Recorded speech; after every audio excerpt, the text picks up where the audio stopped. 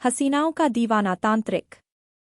जब मैं सड़क पर आई तो ठंडी और ताज़ी हवा के स्पर्श मात्र से ही मुस्करा पड़ी। तभी मेरी नज़र एक ज्योतिष केंद्र पर पड़ी तो वहां जाने से मैं खुद को रोक न सकी। अपने आप ही मेरे कदम उधर बढ़ गए। मैंने देखा, वहां भीड़ नहीं थी।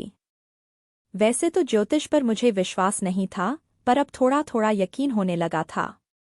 मेरे ख्याल से व्यक्ति ज्योतिष, ईश्वर, मंदिर आदि पर तभी विश्वास करता है जब उसके सामने अपनी रक्षा का कोई अन्य उपाय नहीं होता है।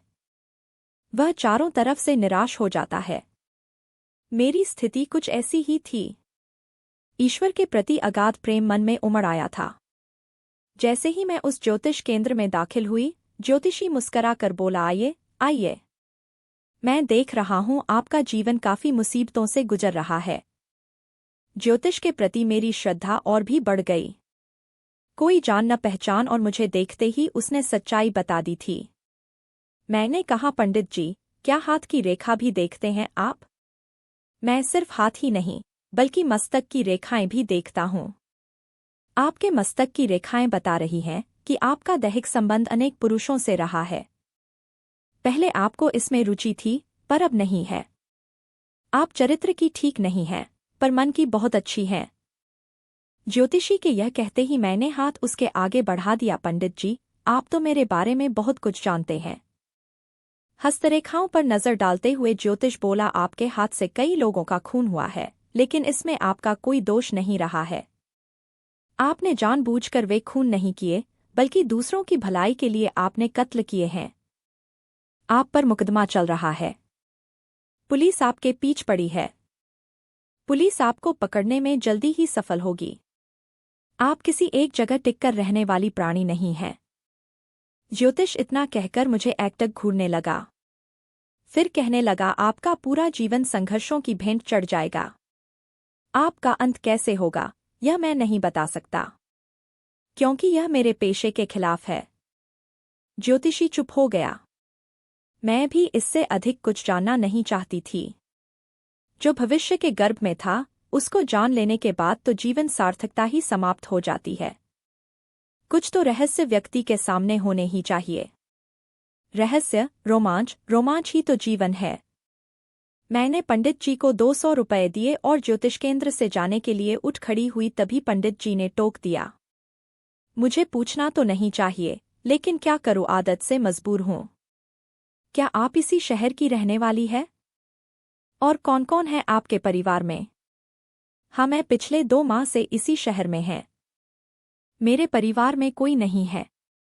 मैं ज्योतिष से नफरत करती थी, पर यह विद्या कितनी अमूल्य है। अच्छा, मैं फिर को मिलूंगी। इतना कहकर मैं जैसे ही दरवाजे की ओर बढ़ी, वह ज्योतिषी भी मेरे पीछे हो लिया। मैंने मुड़कर कहा, आप क्यों कष्ट कर रहे हैं, यह तो मेरा फर्ज बनता है। चलिए, मैं आपको कुछ दूर तक छोड़ दूं। आप इतनी खूबसूरत हैं कि कौन नहीं आपके साथ कुछ पल बिताना चाहेगा। ज्योतिषी अचानक ही इतना बदल गया कि मैं आश्चर्यचकित रह गई। ज्योतिष के इतने अच्छे जानकार व्यक्ति की कमजोरी भी खूबसूरत और युवा स्त्री है। मैं यही सोचती हुई बोली, पंडित जी, पराई स्त्री की प्रशंसा करना ठीक नहीं, यह तो आपको मालूम ही होगा। आप लौट जाइए। आप तो बुरा मान गई। जो चीज सुंदर होगी उसी की तो प्रशंसा की जाएगी। देखिए, मैं अपनी पत्नी से अलग रह रहा हूं। आपका इस संसार में कोई है नहीं, फिर हम दोनों साथ क्यों न रहें? ज्योतिषी यह कहते कहते मेरे काफी नजदीक आ गया था। मैं सोच रही थी, यह ज्योतिषी सच ही कह रहा है। साथ साथ रहने में बुरा ही क्या है? ज्योतिषी अकेलेपन से शायद ऊब गया है। मैं भी भागदौड़ की इस जिंदगी से जार जार हो गई हूं। यह तो मेरे अज्ञातवास का समय है। वैसे भी मेरा अधिकांश समय अय्याश और विलासी मर्दों के साथ गुजरा है। जब मैं एक ज्ञानी पुरुष के साथ रहेंगी तो शायद जीवन का अर्थ समझ में आ जाए। यही सोचकर मैं सहसा ही बोल पड़ी, मैं कल से आपके साथ रहना शुरू कर दूंगी। अब तो आप लौट जाइए। ज्योतिष बहुत खुश हुआ और लौट गया। फिर मैं अगली शाम को उस ज्योतिषी के यहाँ रहने के लिए आ गई। मेरी यह हार्दिक इच्छा थी कि मैं यह जानूं कि कर्मकांड के जानकार लोग कैसे होते हैं। दूसरों को उपदेश देने वाले खुद उसका पालन कितना करते हैं, ज्योतिषी ने कहा, आप बाथरूम में जाकर नहा धोकर पवित्र हो जाइए, फिर हम कुछ ध्यान योग की बातें करेंगे। मैं नहाने चली गई। कोई 15 मिनट जब बाथरूम से निकली तो देखा ज्योतिषी सिर्फ लंगोट पहने बैठा ध्यानमग्न है। मेरे पैरों की आहट से उसकी आंखें स्वतः ही खुल गई। वह मुस्कराकर बोला, आप भी वस्त्र उतार ध्यानमग्न हो जाइए।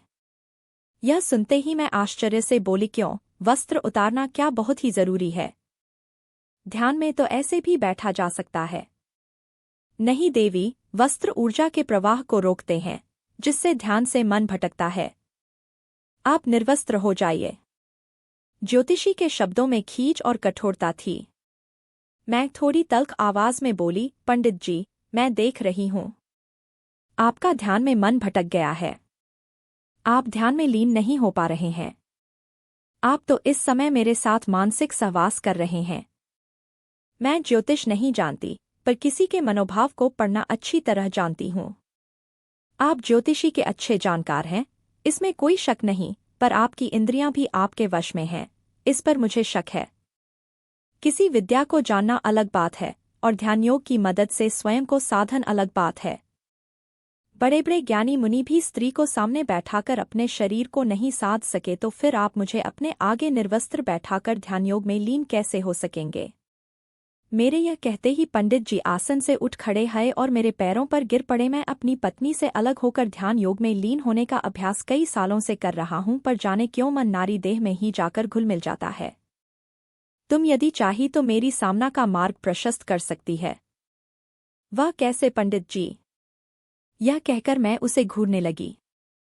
मुझे तृप्त कर, मेरी इंद्रियों को यौन मुख का स्वाद चखाकर तुम मेरे भटकाव को रोक सकती हो, लेकिन मैं ही इसका माध्यम क्यों बनूं? आप शादीशुदा हैं, अपनी पत्नी को इसका माध्यम क्यों नहीं बनाते? वह कुरूप है और कुरूपता से मुझे नफरत है। मुझे तो तुम जैसी सेक्सी और खूबसूरत युवा स्त्री की तलाश है। पंडित जी यह कहकर मेरा मुंह देखने लगे। आप तो ज्ञानी हैं।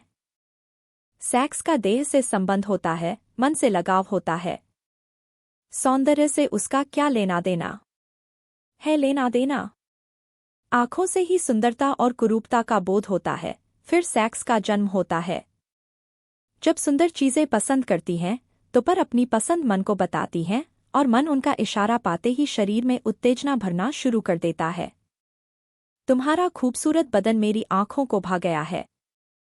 मेरा मन पिघल रहा है और शरीर में उत्तेजना, एक अजीब सी गुदगुदी भर रही है।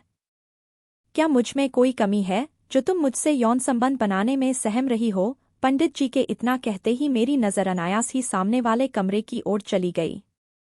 पंडित जी तिलमिलाते हुए उठे और उस कमरे का दरवाजा बंद कर दिया। मेरी खोजी निगाहें न जाने क्यों बार बार उधर ही जाना पसंद कर रही थीं। पुरुषों के साथ रहते हुए कई साल हो गए थे। उनके अनेकों रंग मुझे देखने को मिले थे। पंडित जी भी तो पुरुष ही थे। उन पर मेरा शक करना स्वाभाविक था।